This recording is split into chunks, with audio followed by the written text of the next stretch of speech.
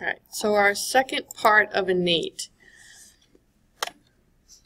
So some terminology, key terms that you're going to hear over and over again. Let's make sure we have some good understanding and usable definitions for these things. So when we talk about innate immunity, we're talking about what we as humans as characterize your first line of defense, what you're born with. Actually, innate means born with.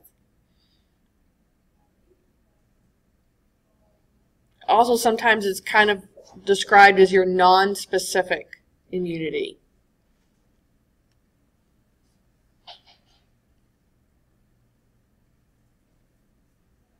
So this is basically your first response to invaders. So, of course, inflammation is an innate response, right? This calling white blood cells to the area to eliminate invaders. Your adaptive immune response is your secondary response, if necessary. As the name implies, it adapts and changes over time. You're still born with this. It's effective when you're born, but it gets better over time because it has a very important component to that, and that is memory. It remembers what it does. So although we kind of talk about these things as separate, they kind of also work together. You can't really have one without the other. An antigen, that name, that word actually comes from antibody generators. So in general, though, they're foreign substances to your body. Your body does not recognize them as self. And therefore, you're going to mount an immune response. Your immune system is going to respond to it because it's recognizing it as being foreign, non-self. So the very first immunological response that was very easy for scientists to measure and see was the production of antibodies. So that's why, these foreign substances were called antibody generators, because that was the most common thing we saw as a response, was an antibody was made. But that's not the only thing that happens, right? Lots of other things happen when your body recognizes something as being foreign, right? So a lot of times nowadays, some people even refer to things as being immunogenic, meaning, again, an immune response to something foreign. What's your question, Beth? Okay, so going with that definition, is it just happen that when we talk about blood, it's also called antigens?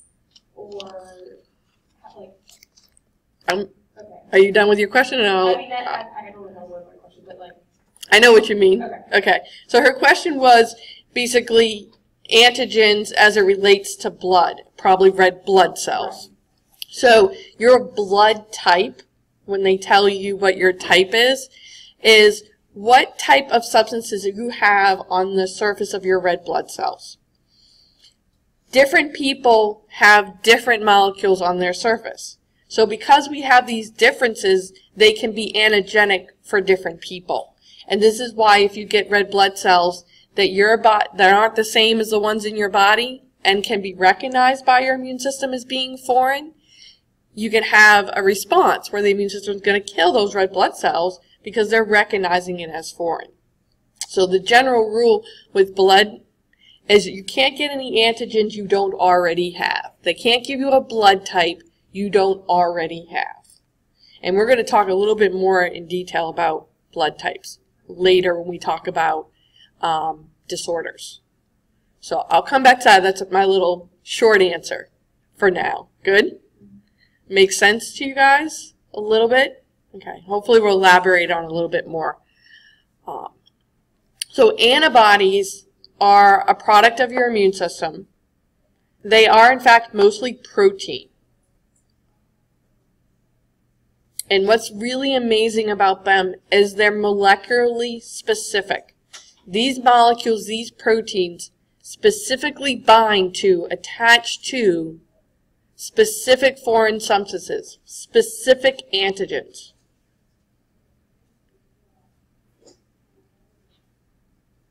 They're my absolute favorite molecules because of this specificity. And so we've even employed these outside of our bodies in immunological testing, something we'll mention later as well, and those you guys in lab will actually do. And if you've ever bought a over-the-counter pregnancy test, you've run an antibody test. You've used antibodies to detect the presence of a substance, right? Most of the drug kits, too, that you can buy are using antibodies to detect the presence of particular substances. Because, again, that interaction is molecularly specific. Now, they just bind, but their binding inside of our bodies are a signal, a marking, an alert to our components of our immune system and cells of our immune system. They recognize when antibodies are bound to things and are going to be able to respond in a particular way, right? And so we'll look at all those possible outcomes of what happens when an antibody binds to something, right? What could happen? How could our immune system respond? Right. So antigen, antibody, unfortunately sound kind of similar, right? Very different things, though, right? And really important to make the distinction between the two. So we need to know and be able to outline the essential components of your innate defenses. I paused it? When did I do that? It wasn't actually paused. This is a signal so that I can pause it when I want to. But thank you. I know it's confusing. Yeah. So it's okay. It's always a good thing to check things. So I appreciate that. So we're going to go over, this is our general outline, right? And then we're going to add in details here. So when we talk about first-line defenses, we're talking about those anatomical barriers that stop stuff from getting in the body. So we'll look at and define the anatomical barriers. And then once they get past that first line, we have to have a way of sensing, right? And so we've already kind of mentioned this, right? Those pattern recognition receptors on the surface of our cells. Even within our cells, we have receptors for when stuff gets in. So this is the sensor system, right? These are your alarms, right? So, you know, if someone gets past your gate, before my dog was gone, he would bark, right? And that was my alarm that somebody was, you know, at my gate or managed to get in my yard, which usually was not the case when Blue was out there. No one would actually walk into my yard, right? But, you know, I didn't need a doorbell. I had a dog. He would bark. And so your body's like that, right? So something gets past that first line, right, that anatomical barrier, you have those sensors that are going to go off, right?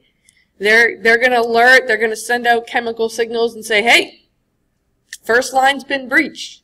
Barrier has been breached. Another thing is complement system. So this is a series of proteins that, again, are going to alert you when the barrier has been breached. Important essential components to our innate is this process we've already talked about of phagocytosis, of the cells being able to literally engulf and destroy the invaders. Communication is key for the immune system. And the cytokines are those chemical messages that allow communication to happen. Inflammation is how the cells get to where they need to go. Right? That process is paramount to our innate defense when stuff breaches that barrier.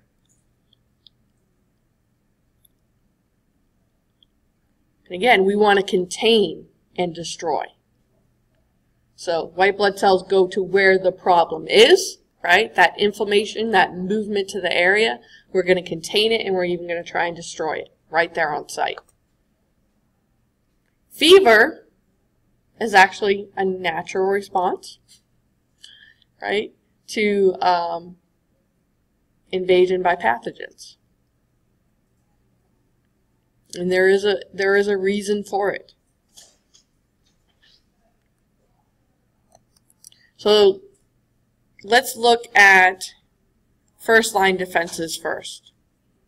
Right? These are the barriers. They're going to block entry. This is your what? Skin and mucous membranes. Right? Because our skin doesn't cover our entire body, we do have openings, right? Your nose, your eyes, your mouth, your anus, your vagina, your urethra. Those are coated in mucus. Your entire digestive tract coated in mucus. Major portions of your respiratory tract coated in mucus. And then again, if they get past that first barrier, then we have to be able to sense that they're there. So we have pattern recognition receptors, as I said, on the surfaces of our cells, even within our cells.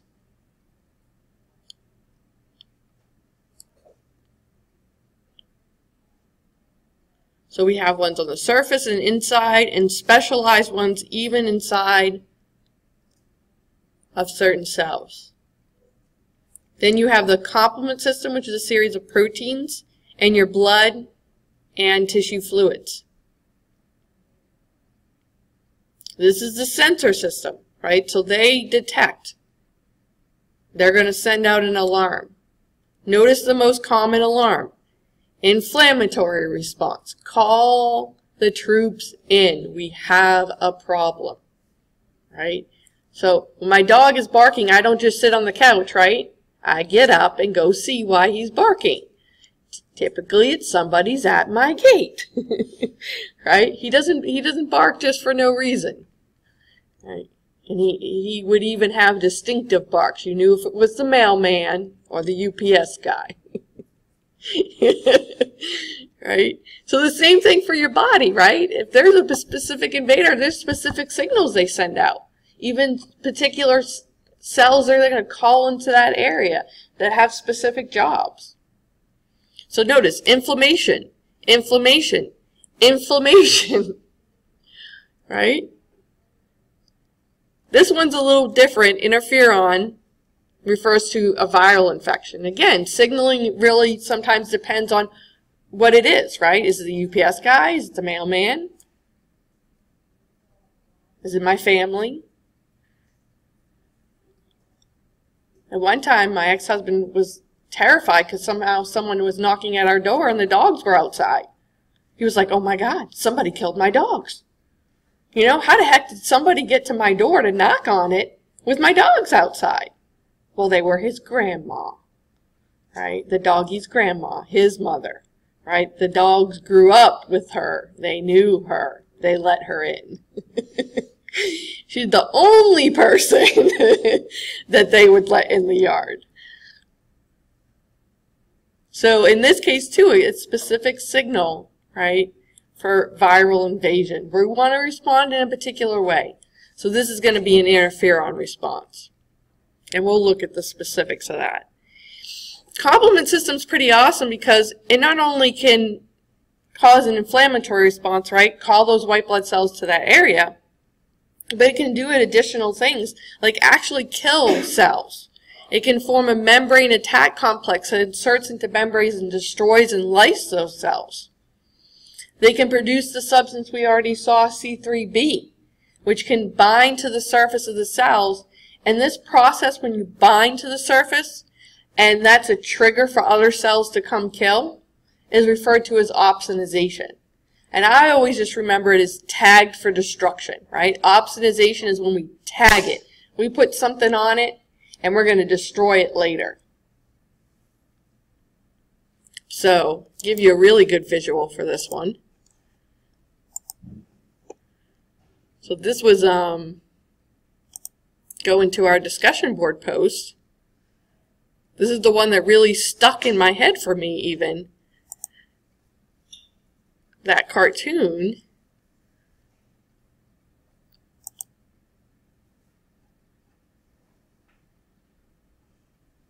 There's opsonization. Look at this poor dude. You see that thing she stuck on his back? She opsonized him. She tagged him for destruction, and they're going to come get him next. Right? You see it on his back? Tagged. Right? Tagged. That's opsonization.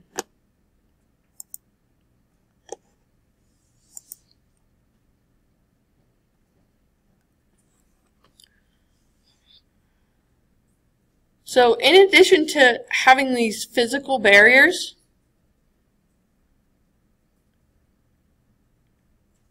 your physical barriers also have antimicrobial substances. So we're going to look at some of the more popular substances.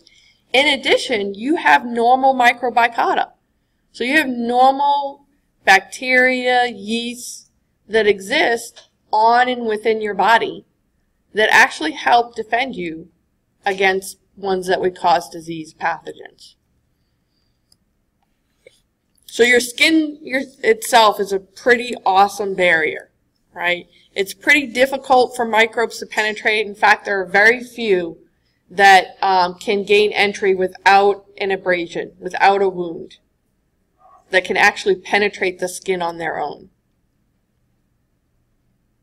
The reason why it's so effective is the dermis layer is very tightly woven connective tissue. The epidermis is many layers of epithelial cells, and that very outermost layer is actually dead cells. And the cells are filled with a protein called keratin. And this helps repel water. It maintains a dry environment for the most part. And it's continually sloughed off. So any microbes that attach to that outer surface, when that layer, when those cells slough off, so do the bacteria. The crazy yucky thing is that most of the dust in your house is epithelial cells, your own skin cells. And that's actually what dust mites are eating, is epithelial cells. Now, of course, you know, I said I had dogs and a kid, and so actually my house is probably mostly dirt being tracked in from outside. Right? The percentage will vary, but you know, a large percent of the particulates that end up in your house that we refer to as dust is actually your own epithelial cells. Which is why over time, too, they suggest you replace your mattress, because your mattress, too, gets full of epithelial cells, which can be a food source for what we call bed bugs. Now that we're all itchy, moving on to this increased diagram of your skin. So we have that dermis layer, right, very tightly woven layer. And we have the outer layer, again, multiple layers to it even, and the very outer layer that is actually dead cells.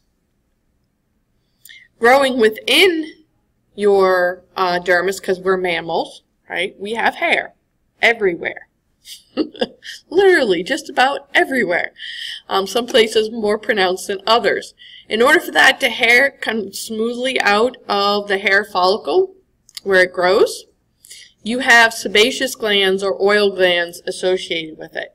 And they produce the oily substance that allows the hair follicles to slide, the hair to slide out of the hair follicle, right? And so when we clean, a lot of times we remove some of these oils, and sometimes too much, right? We get too dry, and we have to add moisture back. And this is why, too, you can tell if someone hasn't cleaned in a while. They sometimes will be very oily, right? But some people produce more oil than others. But this oily substance, this sebum, can be a food source for microorganisms. So you can get infections of these hair follicles, right? Commonly referred to as zits, right? And pimples and blackheads and whiteheads. All these things are infections usually of the hair follicle. Sometimes sweat glands can be infected, but not as commonly. Anyone know why? What substance of sweat actually stops microbial growth? Salt. Right? The salt is a deterrent. Not to all microbes, but to most.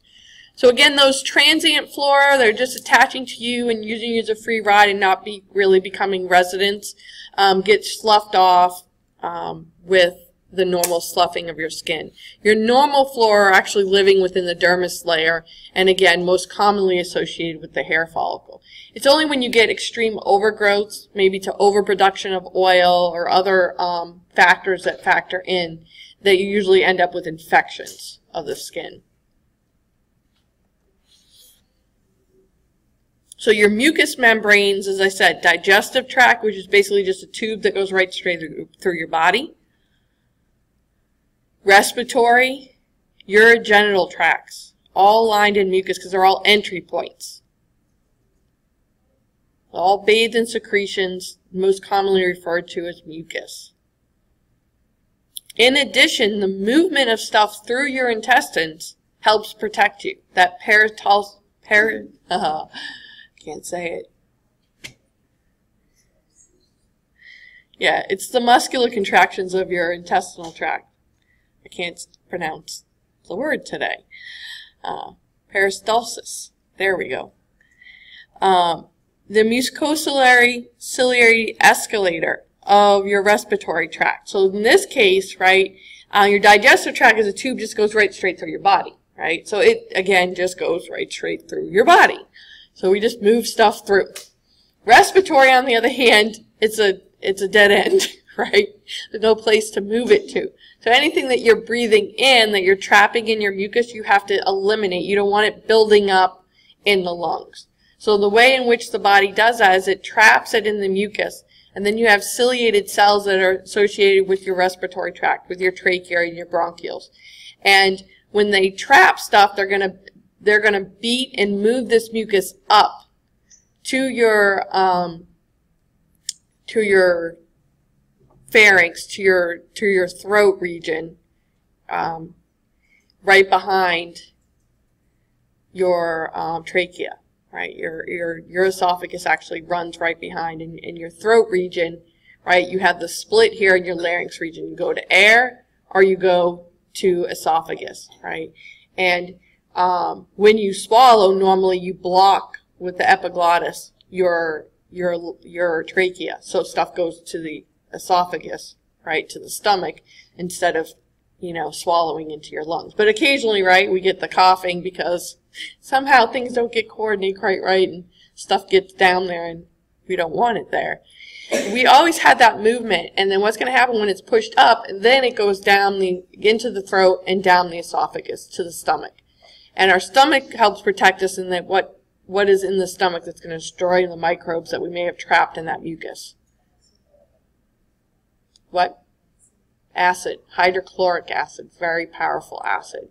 So the same thing, stuff you trap in your nose, right? It drips down the back of your throat. Your nose and your throat are all connected. And it goes down your esophagus into your stomach to be destroyed. Now sometimes you're overproducing when you're sick, right? It actually comes out your nose, right? What we call snot, right? You shouldn't necessarily ingest it, but sometimes it won't kill you because, again, stomach acid is awesome. Right, so little kids that eat their boogers, it's not the end of the world, but, you know, your body is trying to get it out. You should just leave it out of your body, right? It's trying to push those things out. So we already know the skin, right, is protective. The mucus is protective. As I said, the salt accumulates when we perspire, right, and this is also protective. It has antimicrobial action. Lysozyme, which is an enzyme that we produce that actually degrades peptidoglycan, which makes up the cell wall of what? Bacteria. More so for gram-positives than gram-negatives, but both of them have it. Peroxidase enzymes actually break down hydrogen peroxide into toxic forms of oxygen to be damaging, to destroy microbes.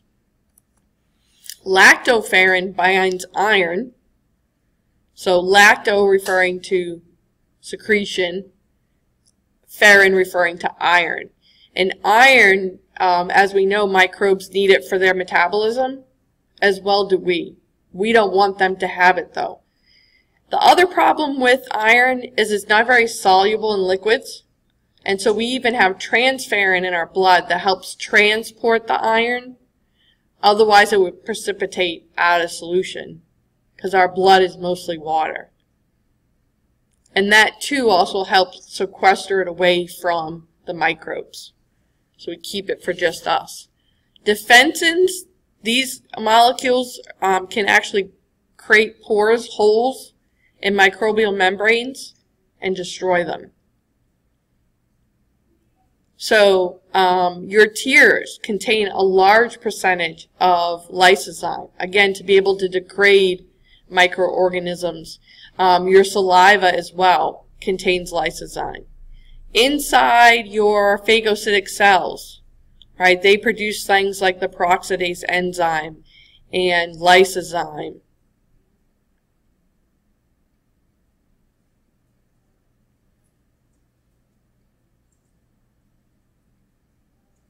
As well as you have, the lactoferrin in your saliva, the peroxidase, again, to try and destroy microbes. Your nose, the way the architecture is in the inside, why you have that increased surface area, why you have the hairs, is to do just that, to trap microbes. You're actually meant to breathe through your nose, right? Not your mouth. Your mouth is for eating, drinking, and talking. But sometimes your nose is stuffed up, right, and you're stuck breathing through your mouth. But it is best to keep your filter as clean as you can and as unclogged as possible so you can filter your air and humidify it, add moisture to it, and warm it to make breathing easier. And those are the major functions of your nose. It is your filter. Your mouth, not so much. It's not hairy. So you do in your nose and in your throat, you could have normal microbiota, microorganisms living there that aren't causing a problem for you. As well as associated with your skin and your large intestines. And in your large intestines, they're eating what you didn't eat. What you actually break down and absorb, that happens in your small intestines. That's why they're small but very long. Lots of surface area too on the inside for that digestion and absorption to happen. And then you have the protective aspect of your stomach with that low pH that was hydrochloric acid to destroy. The natural normal pH of the vagina as well as the urinary tract is usually very protective. For females, the vagina is usually actually a slightly acidic environment, and this impedes most pathogens, although you do have normal microbiota that are associated with the female vagina. For the most part, your urinary tract is sterile unless you actually have an infection. And one of the ways that we protect ourselves from infection, from stuff traveling into the urethra and into the bladder, and worst case scenarios, traveling up the ureters to the kidneys, is the constant flushing action when we urinate. So the best protection you have against urinary tract infections is drink lots of water and urinate often. Right? That's your best protection. If your urine is very concentrated and smelly, you are not drinking enough water. Drink more water. And I have to drink twice as much because when you talk, right, you get rid of respiratory droplets every time you talk. You lose more water than when you're not talking.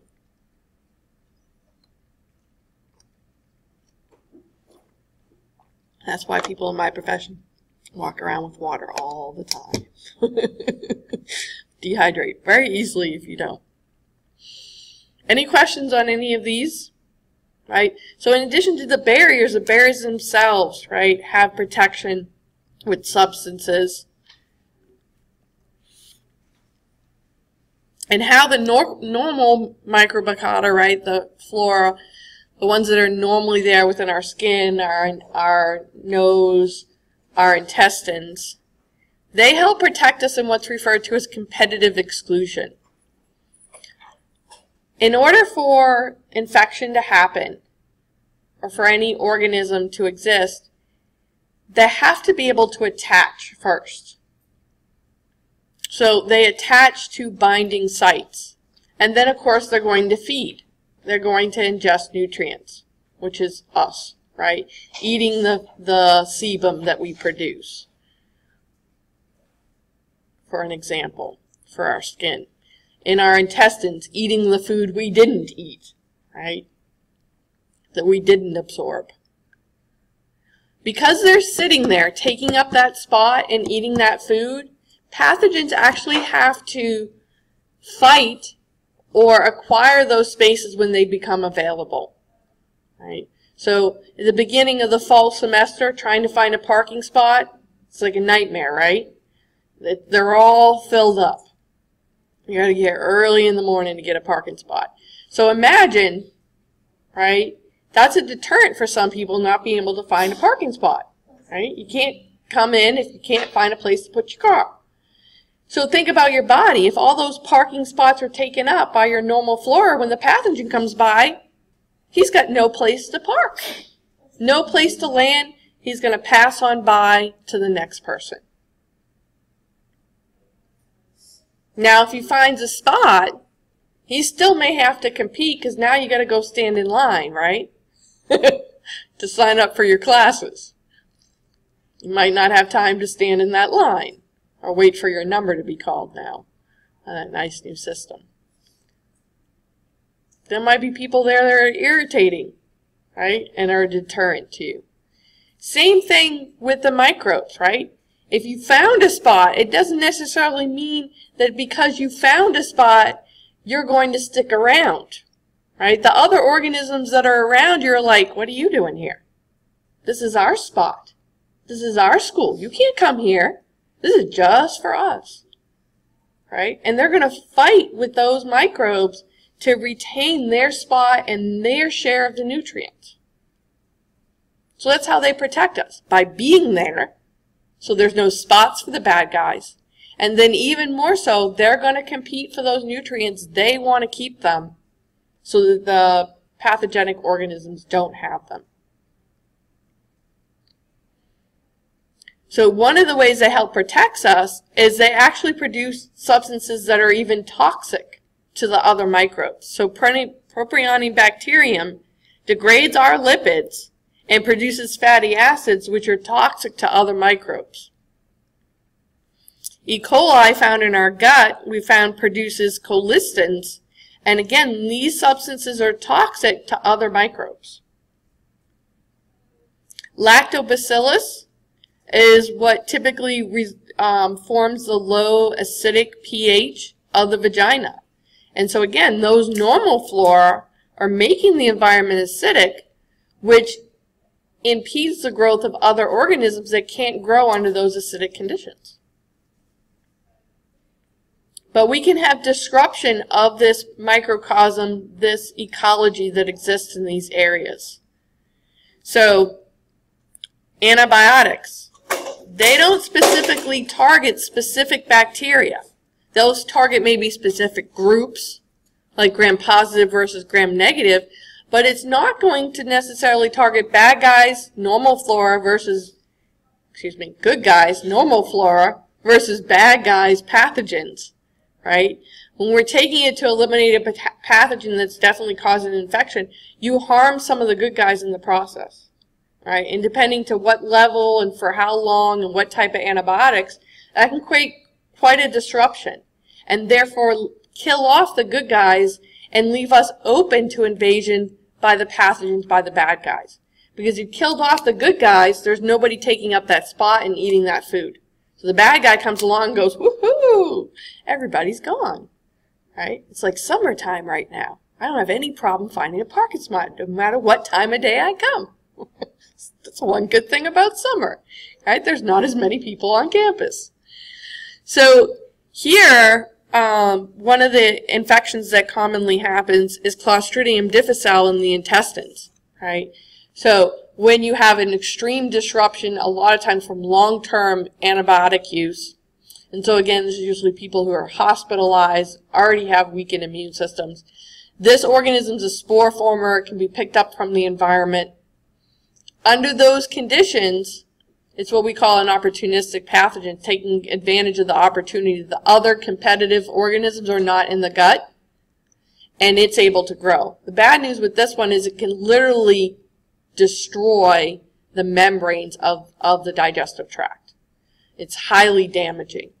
And from what I've been told too, smells really bad, right? All nurses will tell you, you can tell that when a patient has this infection before you even walk in the room. And then I'll spare you guys the details of the treatment, right? And I think we've already talked about it before. Most women have experienced what we commonly refer to as a yeast infection. Candida albicans is a normal flora that we usually have. It's a yeast. And it can overgrow a lot of times when other microbes like bacteria have been killed off from antibiotic use. Other things that will affect people's microcosm is what you eat, right? Your diet determines what you are and also what your organisms are eating, right? So you can have disruptions when you have a poor diet. Hormonal problems for women, even for men, right? Big changes in hormones can affect the microorganisms and create a shift. The most common, again, reason for a yeast infection is antibiotic use that kills off the bacteria that are usually keeping the yeast in check. The yeast overgrow, and that calls what we call a yeast infection. So they were always there to begin with. It's just that we've had a disturbance where they're the predominant population, and this can be quite uncomfortable. The unfortunate thing for most women is, 85% of most women have experienced this at least once in their lifetime. If you're one of those lucky people who hasn't, you're just that lucky so far. All right.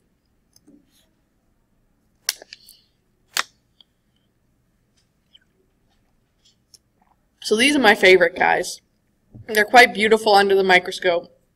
Right? I'm a microbiologist. I love looking at stuff under the microscope, especially when you stain and look at these organisms under the microscope. And then when you take it one step further, what these cells can actually do. It's pretty amazing. You know, they are our warriors. They're our cops. They're our defenders. They're our detectives.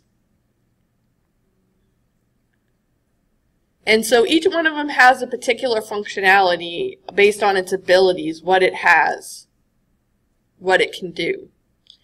So we group the cells too based on characteristics. So our granulocytes, which are our neutrophils, eosinophils, and basophils, as I said, they all end in the name, they all end in "phil," right? So I always think of filled with granules.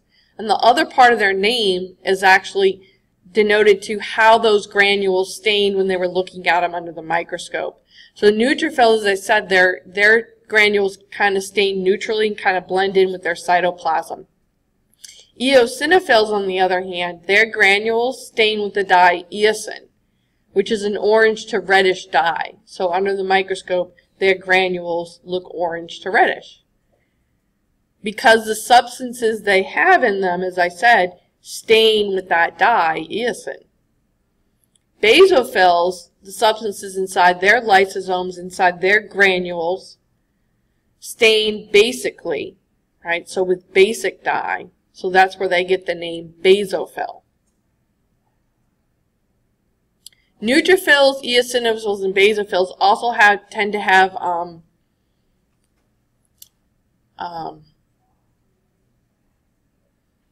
I guess you could say disrupted nucleuses.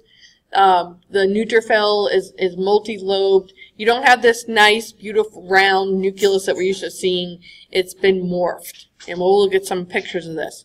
Where other phagocytes, mononuclear, referring to the nucleus basically stays intact.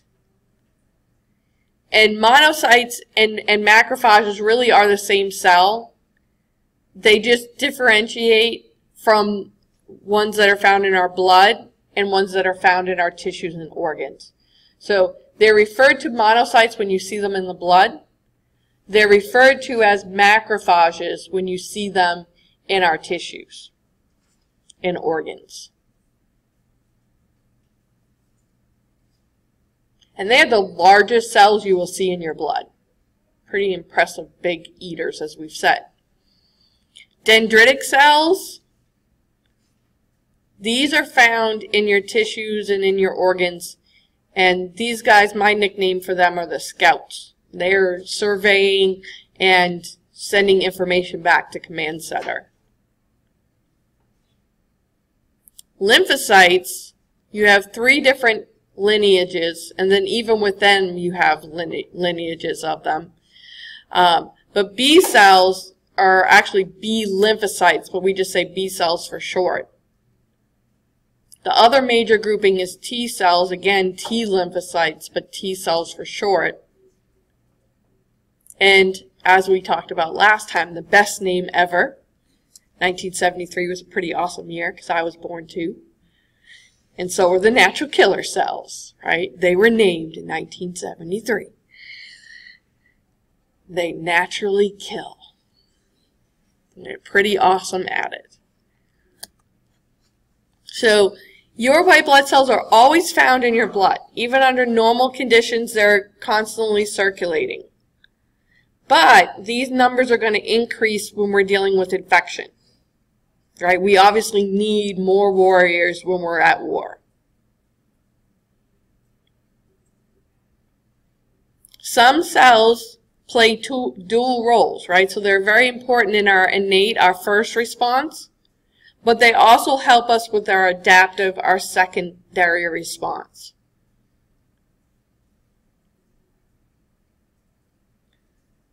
Blood cell formation, referred to as hematopoiesis, occurs in your bone marrow. And they come from hematopoietic stem cells.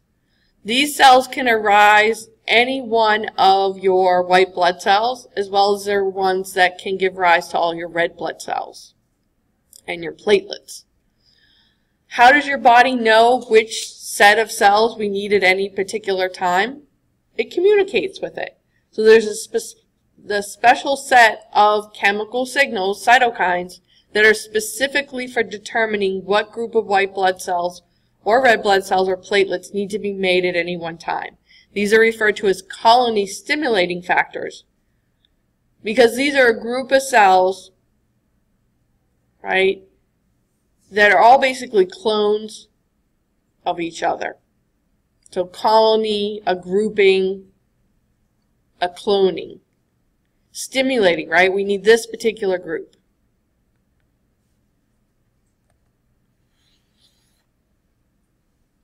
So for blood cells, you have, of course, red blood cells. Another name for them is erythrocytes. And they carry oxygen in our blood. They have no immunological abilities. And in fact, they're somewhat of a detriment to us in that they can get infected. And they're a high source of iron, so they're a great source of food for pathogens. Platelets are actually not cells. They're fragments of much larger cells called megakaryocytes. And they're important in our blood clotting cascade. And so I just basically refer to them as bags of enzymes, because that's basically what they are, right? So they're like little bags of enzymes, and they can burst and start the cascade, and they can even be used as little sandbags even, right, to clog up the holes when we have damage. The white blood cells, also known as leukocytes, although I usually suggest students do not use the term leukocyte, because a lot of times they confuse it with lymphocytes, which are a group of leukocytes, a specific group. Stick to white blood cells, right? But you do need to know that leukocyte is another name for white blood cell. And of course, these are the ones we really want to focus on because they're the important ones for defense, for our immunity. You have the 4 groups, the granulocytes, which are 3 cells, neutrophils, basophils, eosinophils. Your mononuclear phagocytes, which is your monocyte in your blood, macrophages in your tissues. You have your dendritic cells, which are so awesome they kind of have their own category. And then you have your lymphocytes, which remember B cells, T cells, and good old natural killers. But where do they come from? stem cells in your bone marrow. And again, depending on which path that stem cell is going to go, is going to be determined by that colony stimulating factor, right? Are we going to make lymphoid progenitors to make B cells and T cells? Are we going to make monocytes, which can differentiate into macrophages? And they even believe actually the dendritic cell is a differentiated monocyte. Are we going to produce mast cells, which these guys aren't found in your blood, they're just in your tissues. And so again, notice why these three are at the bottom is because they're found in your tissues, right? Your dendritic cells are in your tissues, your macrophages are in your tissues, your mast cells are in your tissues. Where in your blood, you'll see all these cells, right? You'll see eosinophils, basophils, neutrophils, monocytes, natural killer cells, T cells and B cells. You're really not going to be able to differentiate them from each other in a normal blood stain. You'll just categorize them as lymphocytes.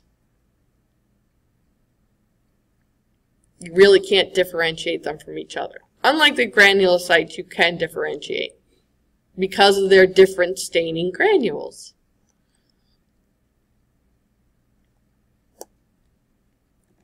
So what do neutrophils actually do, right? Their functionality is what's important to us as far as the immune system goes. And remember, they're phagocytic cells, so they engulf, what does that mean? They engulf and destroy bacteria and other material, even our own destroyed, damaged cells.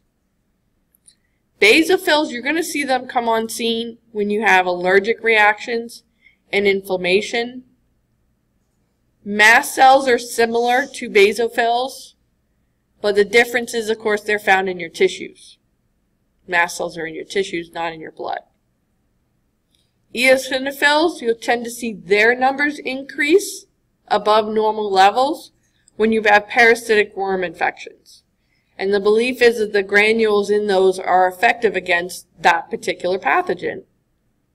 You'll also see them in allergic reactions, again, because of the type of substances they have in their granules.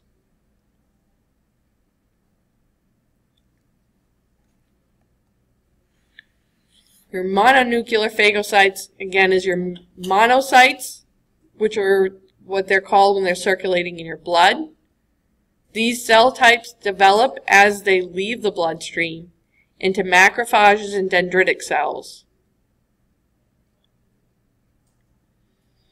When scientists were first, studying the different parts of the body and such, they saw these cells, these big eaters, in our organs, right? Like I said, they're resident watchdogs everywhere, in our organs, all throughout the tissues of our body. They're there. And then even more of them will be called in from the blood, right, and differentiate from those monocytes into macrophages, maybe even dendritic cells, when we have inflammation, right, when we have damage. But, so, probably a scientist's name, Kupffer cells in your liver are actually just macrophages in your liver, right? So, they gave them these names before they realized this relationship that, oh, it's a macrophage, it's just in my liver, right? So, Mononuclear phagocytes in the kidneys. The good news is by the time they got to the lungs, they recognized it was a macrophage, but to denote that it was in your lung, they call it alveolar macrophages, right? Microglial cells in the brain, these are just macrophages associated with brain tissue.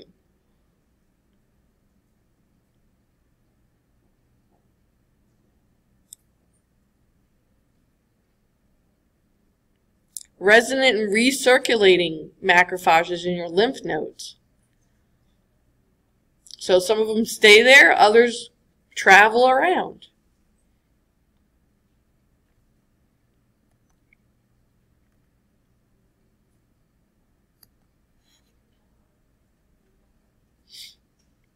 And we already talked about the functionality of macrophages, right? Big eaters. We'll go into a little bit more detail on the dendritic cells. As I said, sometimes referred to as the scouts, the sentinels. They engulf material in the tissues, but they're the major component of sharing that information with our adaptive immune response. And basically bring that piece, present those antigens to our adaptive immune cells, our T cells. And as I said, usually developed from the monocytes. Lymphocytes, we're going to go in more detail in their functionality when we go into adaptive response. So your B cells and T cells are the important thing with the adaptive response is we're specific now, right? We're specifically recognizing specific antigens. These guys generally reside in our lymph nodes, which is where they get their name, right? Lymphocytes, from the lymph. In lymphatic tissues, even in the fluid that gets drained out, right? So that fluid that leaks into your tissues when you have inflammation, that's absorbed back by your body, but instead of being absorbed into the blood, it's absorbed by your vessels referred to as your lymphatic vessels. They're almost like the sewage system of your body. So because of that, because they could potentially contain bad guys, right? Just like sewage contains bad stuff. We don't just dump it into the river, right? What do we do to it before we dump it into the river? We remove the bad guys. We filter it. We clean it.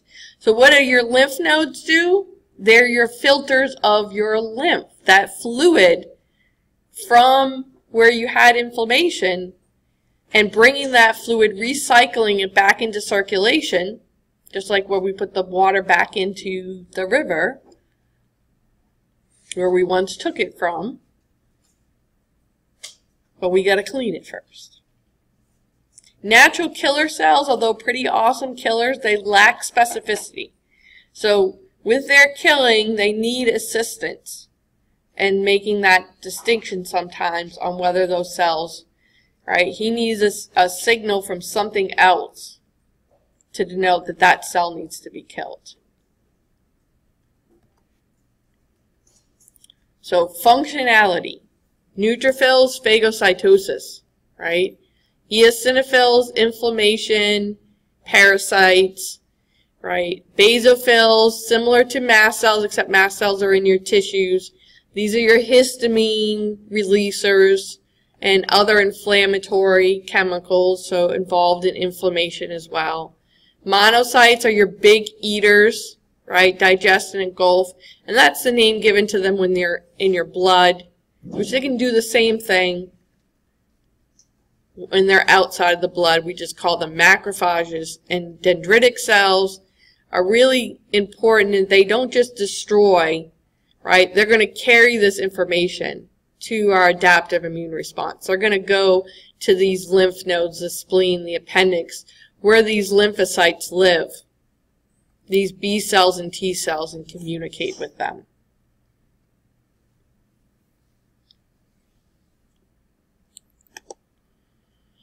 So,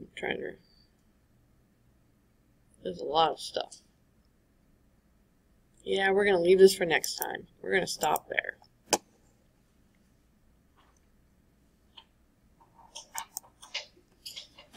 So, tagged for destruction. I love that one.